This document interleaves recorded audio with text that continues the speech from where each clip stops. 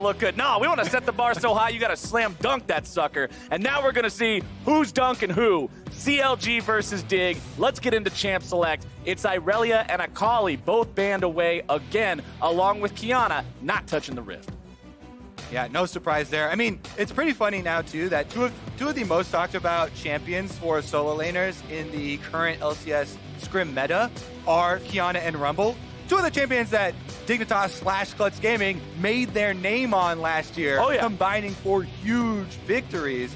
And we're seeing some of them banned out here. The Rumble actually will get let through from the side of CLG. It could be first picked away from them, but that has been one that's very popular for all teams right now because it's such a good flex pick. It's been used as a mid laner very heavily in the LPL as well as top laner. And when you have these types of players around, gotta give plenty of leeway. Ruin hovering over a couple of questionable champion picks here. Remember, Garen's better than he used to be when he was nothing but Yumi's car, but he's still not at the point where he feels safe to blind pick. Instead, they're going to go with something that is very high priority with the Senna. All right, Aphelios is left up. Tom Kench is locked in here for some safety for the bottom lane for Team Dignitas. Another one that's very big for bottom lane is Misfortune right now, and I really like the power that Misfortune's going to bring to your early game, plus the huge AoE from the ultimate. A lot of teams have been really happy with that one. But Team Dignitas don't pick their marksman just yet. They grab Brig the Elise, one of, if not the most highly prized early ganking jungler in the game right now. Because of the powerful mobility, CC, and damage you have, you can go affect these lanes very quickly. And from what I said in the last game about how a lot of pro players rated top lane very low in terms of what's the most important lane, well, what if you can make your top laner a souped-up Walmart for the rest of the lanes in Ornn and just give them lots of free stuff? That's one way to impact the rest of the game. Yeah, it's kind of funny right now because everyone's like, yeah, you know, nobody wants to play any tanks, except for Ornn. Of course, Ornn. Yeah, we always want Ornn. Everybody wants to sound the horn in the middle of a team fight and give their carry some free stuff. Rek'Sai, another one of those powerful level 3 ganking champions like you're talking about in the jungle. And I actually really do like Senna. One of the aspects that's kind of underrated is the camouflage that she can give the rest of the team.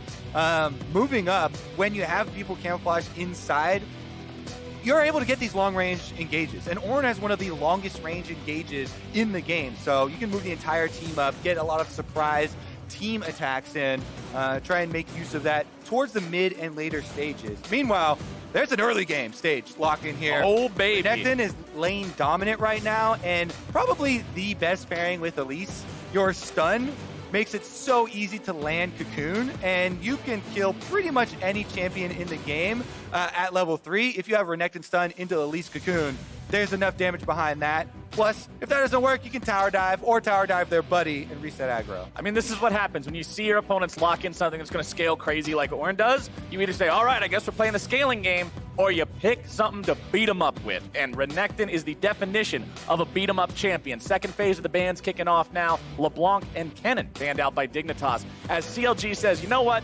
5 guns is 4 too many. Get Aphelios out of here. And I expect probably a Misfortune to follow her way there. If it was a Misfortune, then what? Maybe Caitlyn is kind of close up there as far as the power. Varus is a very strong laning support as well, or laning marksman as well. I'm going to take him out of the hands of Johnson. Well, Johnson's going with the Ashe. Okay. Also strong. I was talking to Zale about this earlier, though, also. And he was really feeling the mana nerfs that Ashe got a while ago as far as spamming out the volley in lane. Still, I think, extremely good. But you have to be a little bit more conscious about your mana pool and managing that. Ashe still brings, of course, the ultimate, the iconic arrow that's going to get you engages. And you can use that towards the mid stages of the game to really push it forward. Cassiopeia locked in here for the mid lane for Crown. We'll see how well that one works out. Isn't a mobile mid laner, so it could be vulnerable to those Elise ganks, to those Ashe arrows, to the engaged potential coming out from the side of Team Dignitas here. Oh yeah, I would not be surprised if Crown takes Cleanse on this Cassiopeia. There's an Elise in the jungle, there's an Ashe in bottom lane that might be firing arrows at you at any time. Without even seeing the mid lane matchup, there's a possibility that he does take the Summoner spell. Leona locked in for CLG. This is a very powerful engaged support right now, especially onto an immobile AD carry. That can hurt if Kinch is not ready. And I was talking about the engaged, with Senna plus Ornn, in these long-range CCs. And Leona has another one of the longest-range RCCs in the game with her ultimate. This CLG composition here can definitely find some picks. And we've got Victor there in the mid lane for Froggen. He's saying, all right, you're playing Cassiopeia. You're playing something that can zone people away, that has a lot of high damage potential. I will answer that call. And I always do like the added factor that he's playing against Crown. His most iconic champion still to this day for me is the Victor because of his dominance with it in previous years. But Froggen going to be able to use that range, that wave clear. Very nice lane into Cassiopeia. Doesn't have to worry about some of the things that everyone else does have to worry about. Plus, the gravity field is kind of hard to do on your own, but if you have a jungler that has CC, or a jungler that can even slow them down with something like Chilling Smite, that goes a long way in actually making the gravity field much more threatening than most mid laners are able to walk their way out of it if you don't have supporting tools. My favorite thing about this draft is the number of engage tools on both sides. Everybody except for Cassiopeia can engage on the side of CLG. Renekton, Elise, Ashe can all get things rolling on the side of Dignitas. That's exciting for me because that means whenever either one of these teams smells some blood in the water, they can chomp at it. Definitely going to be throwing some punches here. If you want to fight, you should be able to get it in this game. That's exactly the kind of League of Legends I like watching, especially with both of these junglers on those powerful level 3 gankers. I want to see some contests for some crabs. I want to see some lane priority taken over. With that Renekton in particular in the top side, you expect that to be owned by Dignitas. All right, and checking the summoner spell, since his matchup in the Victor doesn't necessitate a cleanse, Crown has not taken it here, so mid lane is a possible target for Elise. You always want to look at Elise Renekton. Sometimes that will be the super obvious ones, and teams will play around that. Yeah. It's nice to have more options here for Grig. There's been a lot of talk. There's been a lot of talk. Also, speaking of Grig, about his time on TSM, he had that switch so often with Acadian in the jungle. And they talked about how he performed so much better in scrims than he did on stage. Never was able to find it. Now with his starting spot on Team Dignitas with Elise here in the first game, you got to think that he wants to make a big play early. And as we're waiting for the minions to spawn and the action to start, Avli is standing by with a sideline report with ThinkCard. Take it away. Thank you, Captain Flowers. I'm here with ThinkCard. No, I'm here with ThinkCard. This is Riv. Dignitas now coming back into the season, built around Huni. This team looks absolutely awesome. I have to ask you, though, starting off, how do you feel like the champion select went?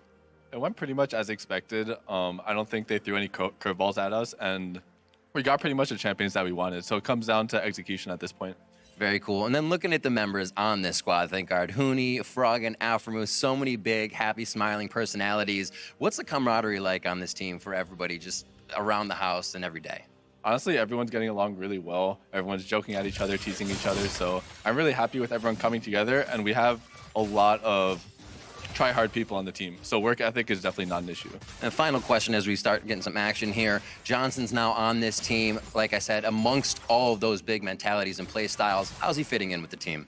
He's fitting in nicely. Like I said, he's joking. He's making fun of Huni sometimes. So he's definitely finding his place. Awesome. Very cool. ThinkCard, thank you very much. Back to you guys.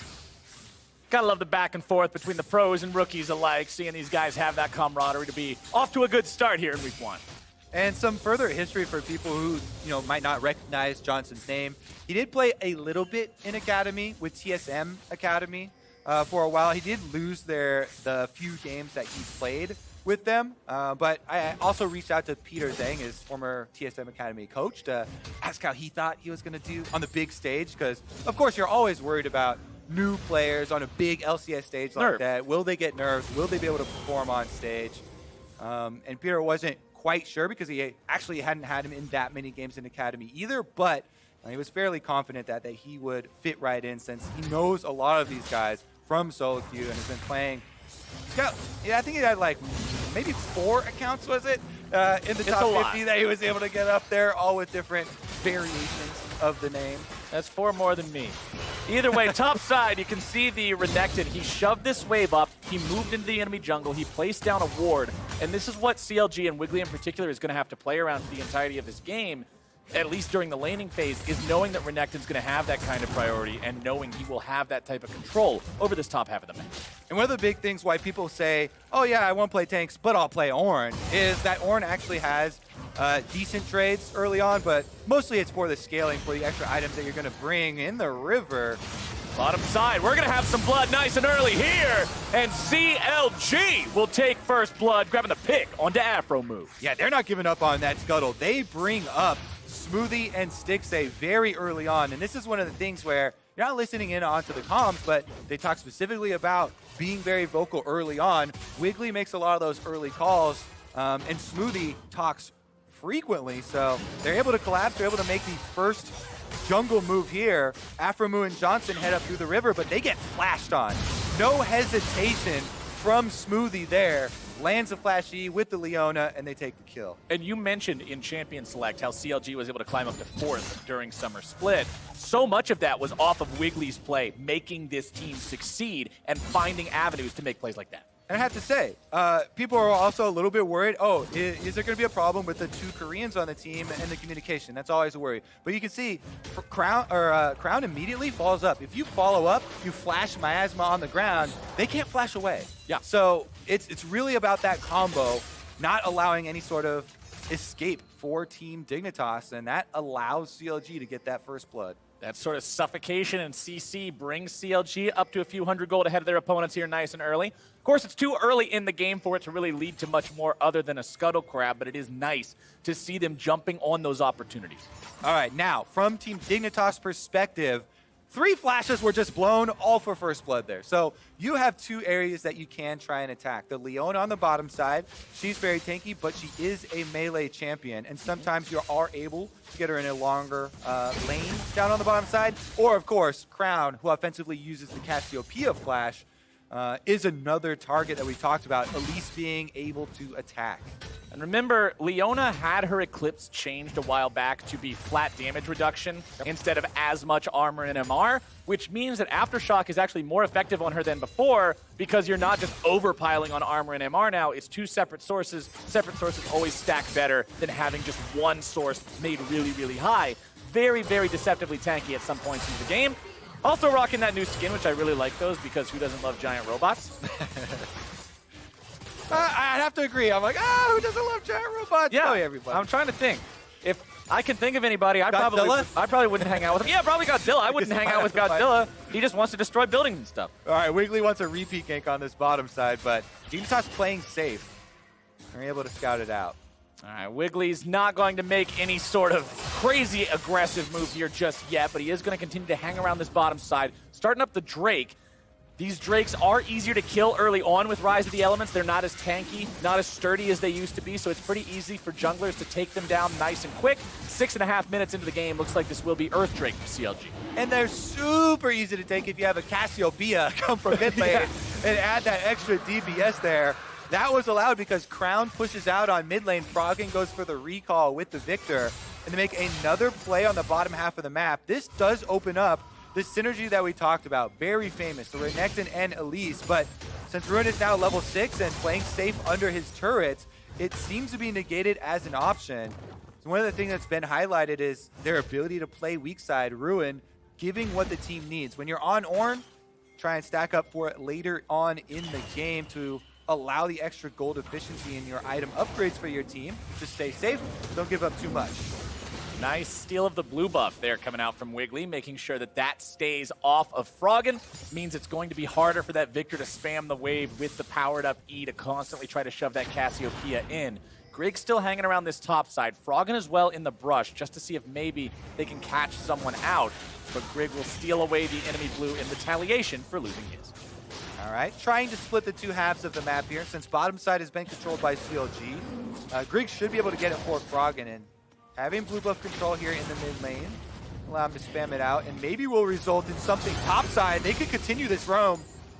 Ult coming out from Huni there. Will they go all the way in? It's a 3v1. Yes. Ruin's gonna have a perfect horn here, but the Ram just wanders off into the wild blue yonder, and Froggen will cash in on that play. Yeah, that's a quick spoiler to that one. If you have 3 members surrounding you, are they going for this dive with Elise? Yes, and he's dead.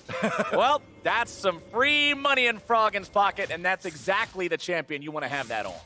All right. He's going to teleport right back to lane as well so it doesn't lose much time. And again, they've got vision through the jungle, so they know no support here coming for Ruin. Easy stack up. They land the stun. Bye-bye, Ram. No cocoon. He's toast. And it's an easy pickup. They don't have to worry about juggling tower aggro there either.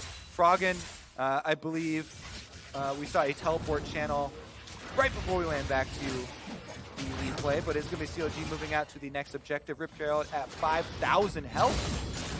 And everybody's here. This is 10 people for Rift Herald #1, Flowers. And you saw Smoothie throw out the attempted engage there, also turning on the Eclipse, getting ready to try to go for this. But now Crown's looking to turn it on, and here we go. CLG starting off the fight. Greg barely getting himself away. CLG still pushing forward. So many low health bars on the side of Dig, and Johnson is already dead. Crown takes the kill, and CLG take the fight. The timing on this one is key, Flowers. The flashes for Wiggly, Crown, and Smoothie are all back off cooldown. Well, another synergistic play as everyone flashes forward once again. Crown starts out with the AoE ultimate to slow them down. They get the single kill, but Dignitas, they've got the revive, and they're back here. Rift Trail takes so long that he's able to revive, and they're heading back out onto the map. CLG should be able to pick it up, though. Grig is half HP. This is so dangerous to try to wander up into this. Smoothie's still not level 6, thankfully for Dig, so there's no solar flare engage, but he'll be there before too much longer, so they really need to respect what's going on here. Stixay and Smoothie continuing to walk up into the lane. Huni popping the ulti, able to find quite a stun there onto Smoothie, who continues to disengage. Stixay looking to help him out there, firing off the ulti, grabbing the shield, but Smoothie is unafraid. He continues going back in, but he overextends too far. Ruin has made his way into the back line, still looking to make more happen. Wiggly also going to continue diving further, but instead he goes too far. Dignitas get themselves some kills. Sometimes you should be afraid.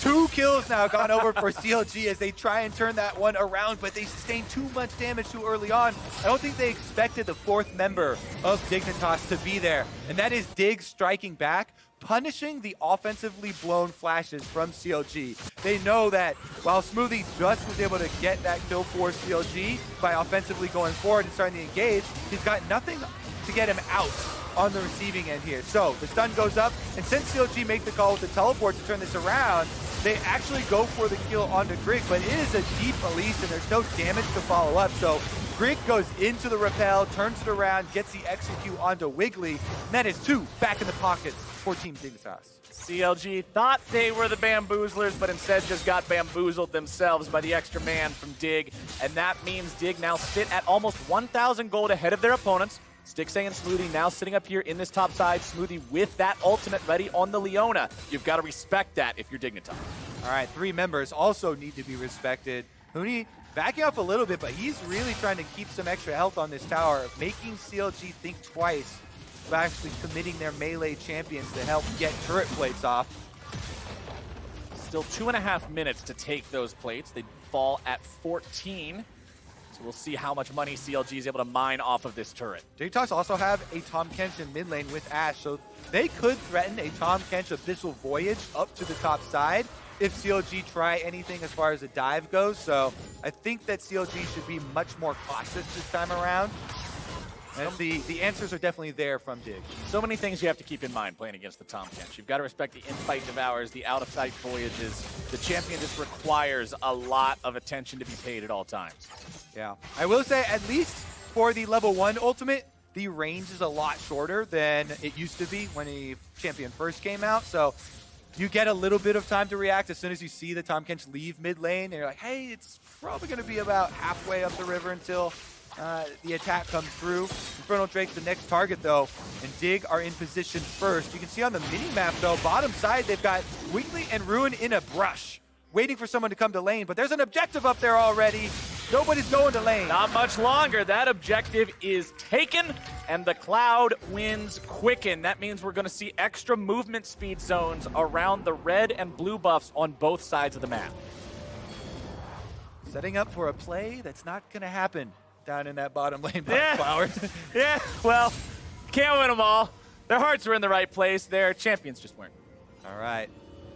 Dig pretty happy to get that Infernal Drake for themselves and even it out. And honestly, even though CLG do have one of the rare tanks, two of the rare tanks actually, this is probably one of the most effective use of Mountain Drake that I've seen in a long time. A lot of compositions nowadays don't have that many champions that are building full defenses, but CLG might get a decent amount out of those percentage buffs.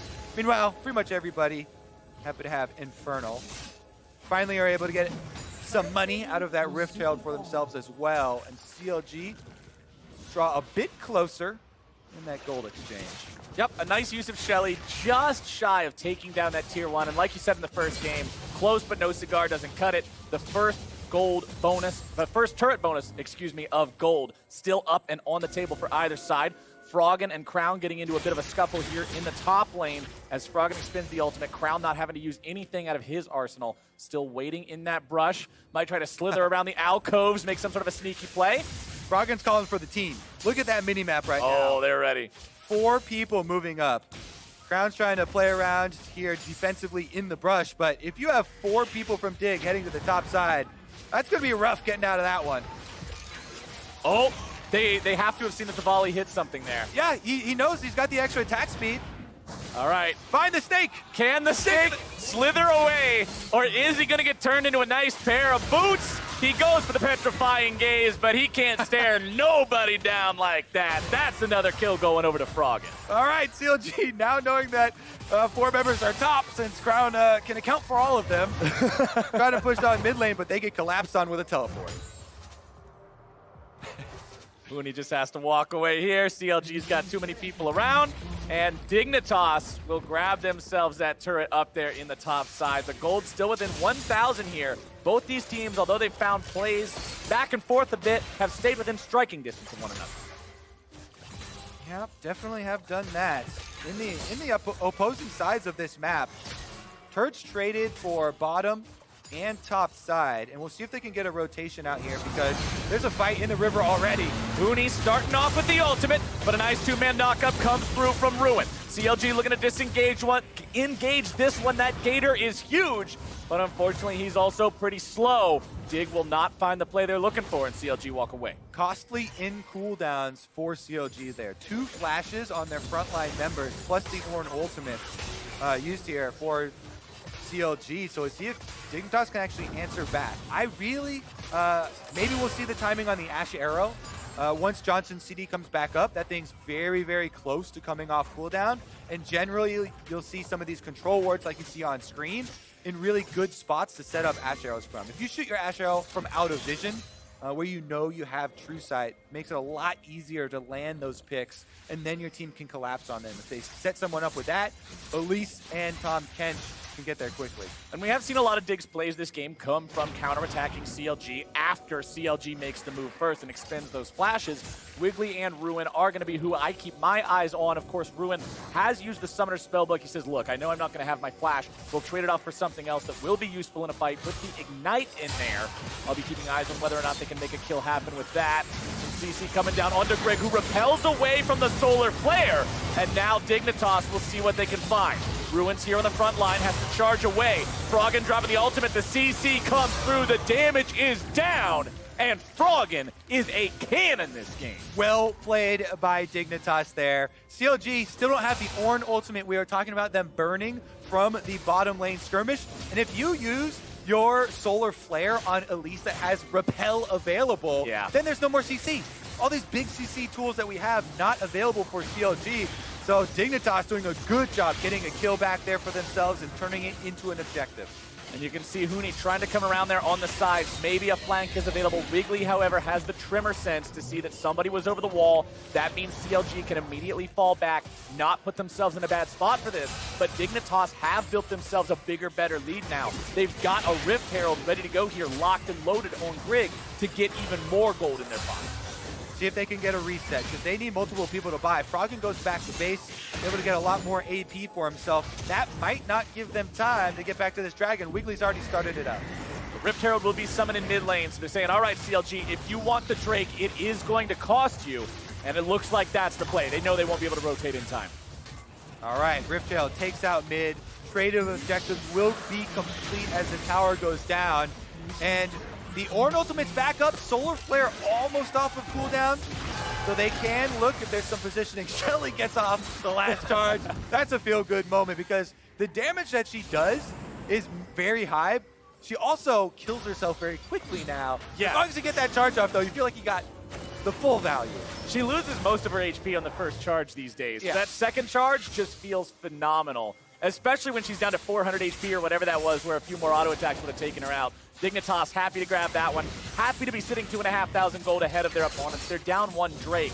But as we mentioned in the first game, it's not so much about being down a Drake, it's more so how close are they to Soul, and CLG still need a minimum of 2 more Drake to get that. And look at this money. Froggen, the richest man in the game. With those 3 kills on the Victor, this is where the Dignitas damage is coming through. You talked about him bursting down the last couple of hits for that kill in the previous engagement. Victor, with that laser, is going to be what they play around. Yes, CLG have a lot of CC, so they should be looking at him with their Ornn, with their Solar Flare from Leona, to try and take down that big threat. Froggen with legitimately twice as much gold as Smoothie here in this game. Of course, mid laners will always have a bigger budget than support. Fair. But twice as much is still a pretty cool milestone to see, as we'll see how Dignitas continues to build this lead. Working on that bottom lane tier 1 turret. That one will fall, and that is the final link in that outer turret chain here. That means more map control for the side of Dignitas. That means it's easier to push up into the CLG jungle, put these wards down, look for what you were talking about specifically with those Ash arrows. If there's a control ward in your jungle and you get popped with an arrow, all of a sudden the goon squad's coming after you. I like what they did. They split the map trying to trade some objectives here instead of actually forcing it. See if they can have some setup, because we're approaching the 20-minute mark. Everybody's favorite time where Baron pulls some more action and some more control wards up to the top half of the map. Teleports are available on the side of CLG, so what you always recommend is them trying to get that side lane control. You can see Ruin pushing out the bottom side. Ornn's got the teleport available. Huni and Froggen for Dignitas both still have them on cooldown, so they have to worry about getting flanked, about getting engaged on while the map is split. Yup. Always got to be mindful of how many bodies are there and how many could be there in the flick of your wrist when somebody decides to use that TP. One thing that's also worth pointing out, Ruin, now level 12. Remember, that's when the Ornn items start coming online. He's got the Iceborne Gauntlet upgraded into the Frozen Fist, and that just means every level after this, it's going to be another item for either him or one of his teammates to juice them up and make that gold lead that Dignitas has earned shrink. Also, since I know this is your favorite game, yes, it's time for the stopwatch check. Stopwatch, baby! We have a team fight approaching, and CLG are loaded with possible denials for someone who gets picked. Yes, I believe this stopwatch is, in the right situation, the strongest item in the game, bar none. Completely changes the way a team fight can go, and 4 of them? I'm going to hear that noise in my dreams. What that means is that Johnson will be aiming directly for stacking CC on Stixxay. Stixxay's got the cleanse.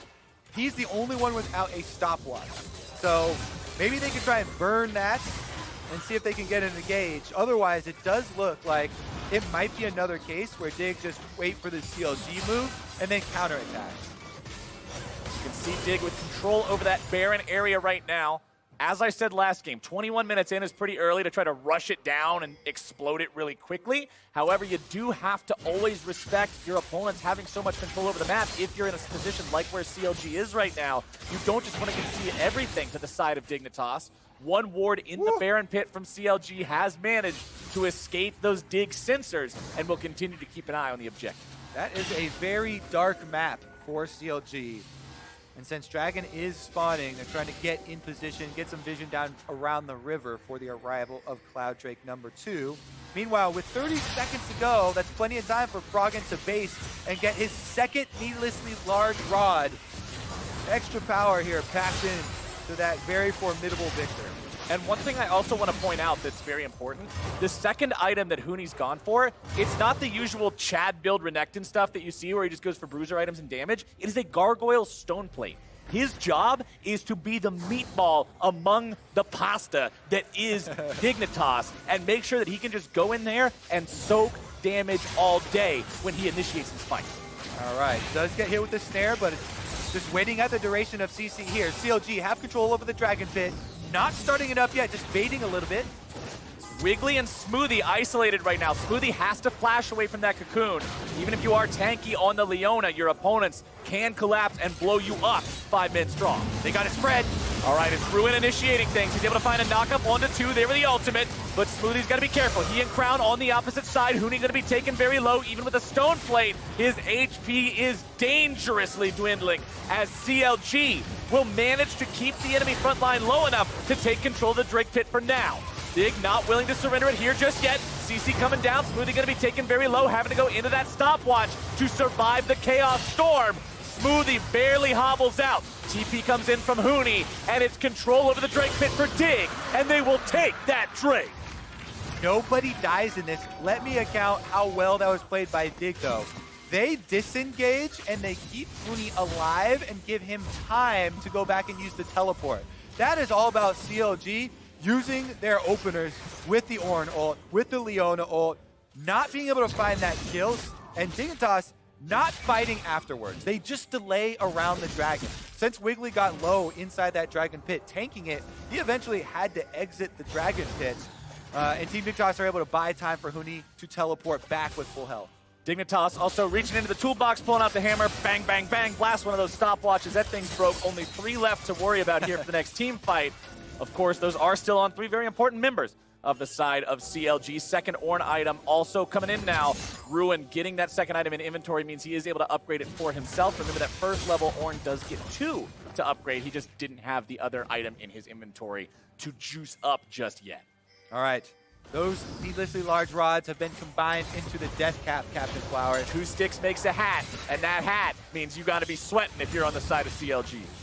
All right, once again, it is going to be about how do they continually avoid those CC layering abilities from CLG, though. They were able to do it in the river, but for how long? Because if that combo does land, it all comes crashing down. Oh, and here comes the Ornn Horn! Wiggly's going to be taken low, goes into the stopwatch to stay alive. Froggen is chain CC'd, he's nearly taken down, but the cavalry has arrived. The shields will come down, and a double kill for Froggen. Froggen survives. For how long, Captain Flowers? Well, a little bit longer, I guess. About a hot minute. They avoid the initiation of CLG. They turn it back around. Froggen fights his way out of it. That's now 5 kills to the victor. They don't waste any time. Teleport him right back from base and up to the Baron. It's a day of mid laners here on day 1 of Spring Split, and I am loving it so far.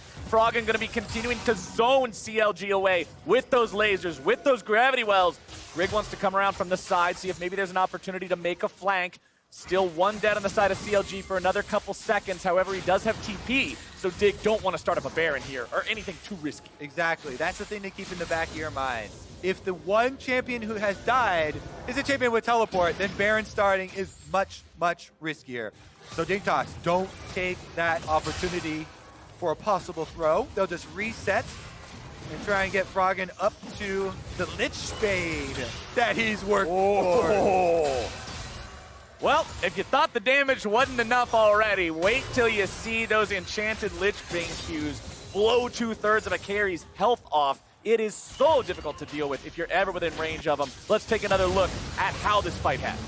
So Froggen was harassing Wiggly down, then Wiggly flashes in for the knockup. Ruin trying to follow with his own ultimate there, but because Froggen was able to gain distance and then got the shield off of his Q, he survives here. No damage left to finish him off. With a Rek'Sai and an Ornn, they just were unable to take him down in time. And the arrival of the rest of the Dignitas members means we arrive now towards the mid lane. Oh, stun coming down there. Johnson's able to start this fight off. Smoothie gonna be tanky now with the Gargoyle Stone Plate. Huni looking to keep Dignitas alive by front lining. Goes into a stopwatch of his own. Ruin's also gonna be kept alive there with the stasis. Both sides backing away. Huni once again just escaping by the skin of his teeth from these fights. Close one there, and they're going to both retreat, lick their wounds, heal back up in the fountain. And with so much AoE here, so much wave clear, that's just going to be a standoff. And then we're going to continually fight over control of this Baron Pit area until that finally breaks. Big CCs used, not too many cooldowns here. Ruin does have to flash out though, I believe. So that is going to be no flash on Ornn at least for the next coming fight. Well, all the get-out-of-jail-free cards that we've had in this deck so far have been exhausted with the stopwatches being broken in all these fights. Only one remains on Crown. Grig does have a fully completed Zhonya's Hourglass, so he will be able to use that pretty much every fight. But that means that when you get caught for real now. No more buying time, no more getting yourself away and trying to bait your opponents in. The consequences are more dire than ever as we see Dignitas step up into the CLG jungle. This does feel like a Dragon Soul game as well, so both teams really want to get this third Dragon just to set them up for Dragon Soul. It's about to arrive, and Dignitas have been able to push out the mid-wave. See if they can get it without giving up too much priority over the Baron. CLG can always threaten to trade that objective. Dignitas Doing just that. They've got to be ready for this. CLG are starting it up, and they've got no fear, it seems. Crown still hanging out behind the rest of the squad, making sure that if Dignitas does a hard engage onto the Baron Pit team, he's able to be that special unit off to the side, ready to come in and clean everybody up. But it's not going to happen just yet. CLG recognize this is a dangerous situation to be caught in, and they want to back away. Yeah, decent amount of damage sustained by Wiggly, but it was also an Ash Arrow used by Dig, so both of them with a few resources used. Can Huni get out of this Baron Pit after taking the ward? Doesn't look like he wants to stick around to find out, because CLG are moving in on it. But I do like this. Grig soloing down the Cloud Drake. It's not particularly difficult to kill for an Elise that has the items that he does, and this will put Dig on soul point for the next Drake. It means CLG must stop them. I like that. Soul points. Yeah! Coming up here for Dig. Let's see if they're going to be able to... All they have to do until that point is just defend around the Baron. Now the pressure of possible Baron play is actually taken off their shoulders because they have so much more priority around the Dragon than CLG do. And remember, with the way the new Cloud Drake Soul works, it is 10% movement speed at all times with a massive movement speed bonus for 2 seconds after you use your ultimate.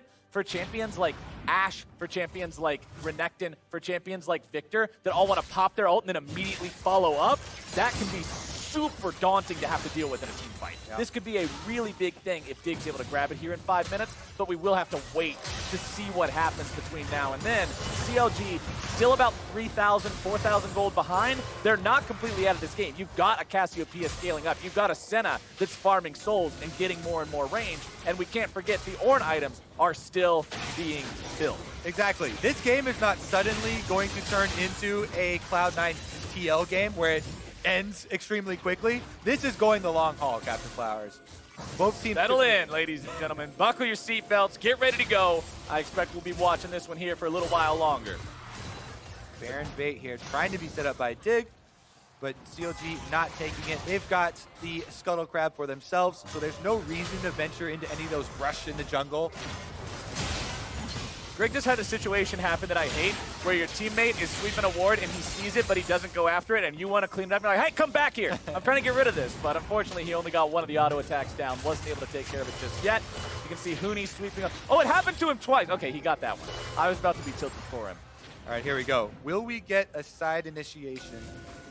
Johnson holding on to the arrow for now. Waiting to see if there's an opportunity here. Remember, CLG should have their eyes on Froggen. Initiation on this Victor is critical. It is a Lichbane Deathcap Victor. 5 kills to his name.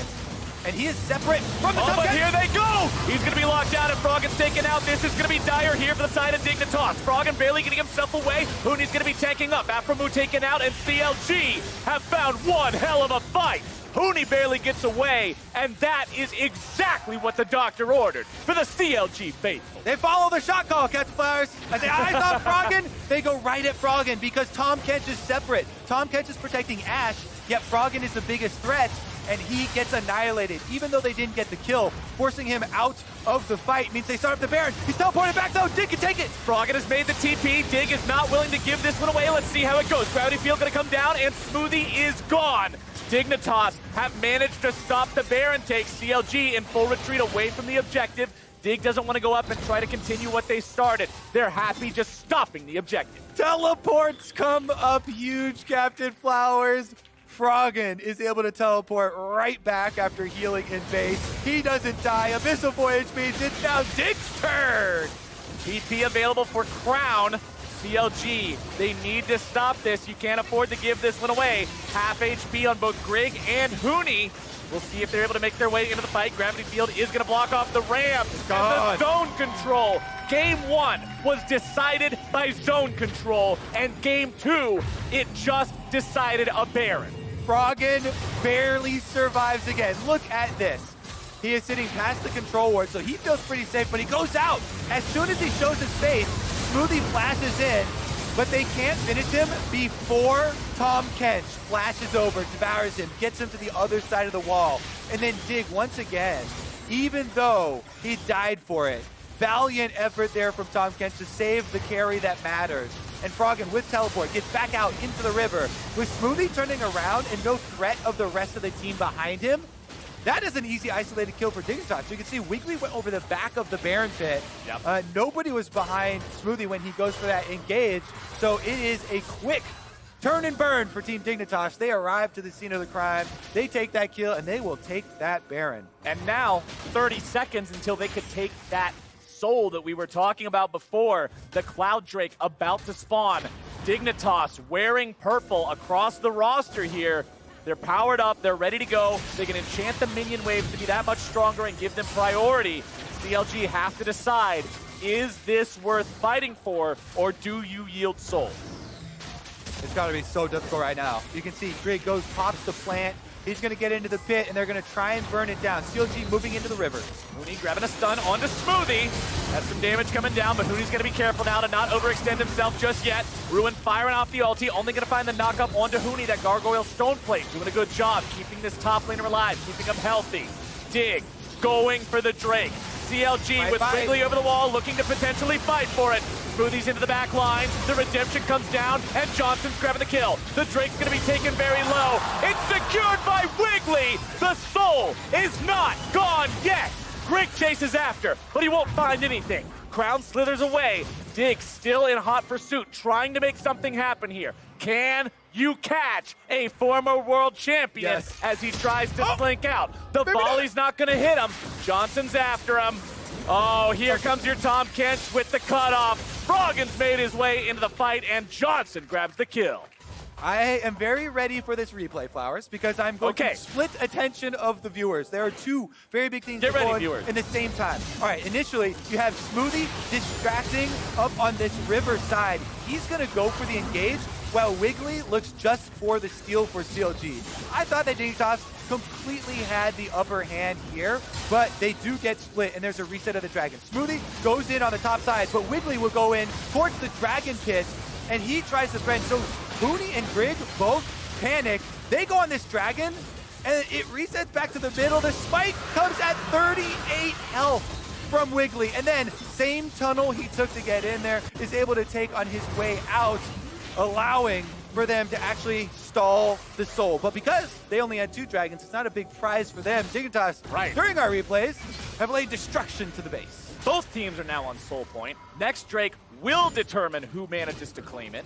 That's going to be in 3 minutes, though, and Dignitas have laid siege to that bottom lane inhibitor. With that gone, it's that much more pressure in the opposite side of the base as the next Baron, which will be that next objective on the map here at 2.5 minutes from now. Okay. All right, let's recount everything. Let's collect our breath a little bit, take stock of the situation. Where are we? If you're CLG, you're 7,000 gold down. You are hiking up a hill to get there. But remember, that gold lead is deceptive, as the Ornn items are worth about 1,000 gold apiece. So with 3 of those in their inventory, it feels more like a 4,000 gold lead for the side of team. Definitely true. One thing that they really have to worry about, Stixxay right now has nothing as far as survivability. So the Senna is very vulnerable. No flash for a little bit longer, no cleanse. You know, the cooldown on that summoner is very short, so should be up pretty soon. But Stixxay has to play the most careful of the CLG members at the moment. Dignitas are on the warpath. They've already opened up the bottom side of CLG's base. Middle is an exposed inhibitor, and they've got control of the map right now. So all they have to do is try and push in. If Froggen remains deathless this game, they're going to win.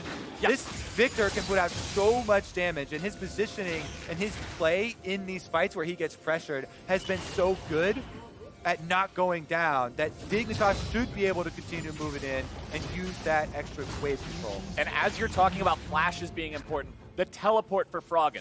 Remember the last fight, although they zoned him out and won the fight initially, because he had TP and was able to follow up, it means your win means nothing. You can't get anything with it. Froggen's got that ready to go here again. Solar Flare comes down. Froggen's not going to be caught out just yet. Grig having to go into the repel. Smoothie's going to be tanking everything up here on the front line. Grig walks himself away, and the Chaos Storm is shredding some health bars. Grig's going to be kept alive there by Azonia's Hourglass.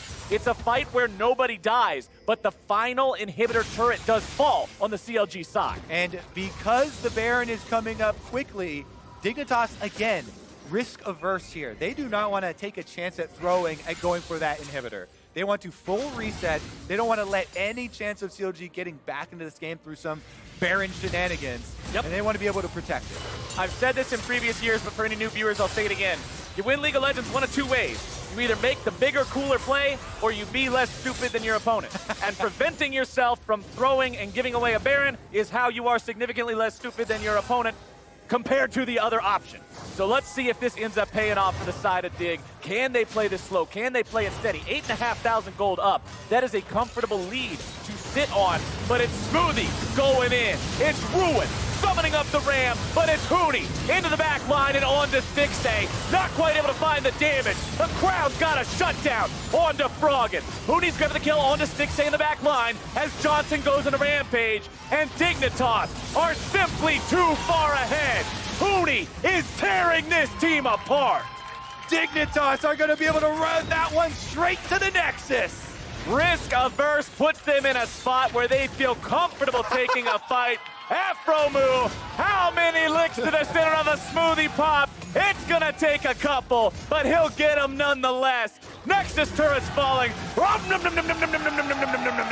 Afromoo grabs the kill. Crack open a cold one. It's a Bud Light ace for Dignitas, and they got the win. Afromoo doing it for the Bud Light sponsor, making sure they get that ace at the end, tracking down his opponents, and finding that kill. I'm sure it feels very good for all those guys on stage, on Dig. A lot of them. This team is a big redemption story for them, coming from a bunch of other teams that did not have the greatest summer splits for them last year. Coming on a stage, forging behind Hoonie, behind this new Dig emblem, and they come out, they start with a win, smiles all around. It's a strong start. It was a great performance, particularly from Froggen. You were talking about how Froggen's got to die if CLG wants to win, but it turns out the amount of resources they had to invest just to take him out was way too much. And the interior crocodile alligator drives his Chevrolet movie theater all over your back line, and there is just nothing CLG could do. Yeah, they were able to get him in that last team fight, but the cost was definitely too high, and the lead for Dig was just too great at that moment to overcome. Definitely a well-deserved win for them. I feel like there's so many fights that they played really well disengaging with the amount of hard CC that CLG were bringing to those fights and those small moments. Froggen escaping multiple times, very close to dying, but without doing so and still having resources to get back out onto the map, turns the tide. And speaking of not dying, I also want to point out, Grig into that game 1-0-8, the only player aside from Hoonie on his team to not die. Both these guys who sort of felt frontliney and initiating for this team, Hoonie got this close to dying so many times and just never fell over. Dig just played the fights in a way that allowed them to skate around the consequences that should have been, that could have been, and put them in a spot where they walked away with a win. So let's go ahead, send things down to Rib, who's ready for an interview with the Dignitas mid laner. I am here with the man in the mid lane. It is Froggen of Dignitas after his big win, flying high with a 12 KDA. That has to feel good. Just overall, was Victor that kind of pick you wanted to start off with, or were you thinking about something more spicy? I was thinking about something else, but it looked pretty good. I don't know, it feels like one of the picks that's actually able to contain Senna and later on in the team fights. So. Awesome. Well, we cannot wait for the spicy in the future. Now, a win is a win, but I ask you to take a critical eye and kind of look at that match. What do you wish kind of went differently for Dig? Maybe a faster win or a few of the objective fights? I think for my role in the game, I think I didn't really play side lanes super well. So I think we lost a lot on the rotations, just generally not pressuring well enough, especially since I got really fed. So definitely have to sort that out. Well, like I said, a win is a win. So what kind of preparation went into making sure that that was the first thing that happened in the LCS for Dignitas? Can you repeat that? Yeah, sure. So with that win, what was the preparation that went into making sure this new team would have that first victory when you stepped onto the stage in the LCS? I think, honestly, for a lot of teams, the preparation is kind of the same. We're going to take a look at pick and ban and then, how we want to play and stuff. And we kind of just do what we practice in scrims and then just, slowly improve throughout the season. And Froggen, another year here in the LCS. You've grown so much. You're an impact player. People know you for always making awesome plays. So what's your focus this year? How does Froggen grow even more in another split of the LCS? I got to make this team work, So if we work it out with this team, we're going to end up doing good things. And then obviously we want to make it into playoffs and then further. But it's really early in the season, so a bit too early to talk about, but I would enjoy that. How do you feel about the team? You have Huni, you have Alphamu on the bot side. I was telling ThinkCard, you guys have amazing personalities already. How fun is this Dignitas to be a part of? It's really fun, actually. It feels like everyone is contributing to the team. So, we can't really ask for much more than that. Feels pretty good. Congratulations on the win, Froggen. Thank you so much and best of luck moving forward. We have 100 Thieves versus Golden Guardians coming up next. Don't go anywhere.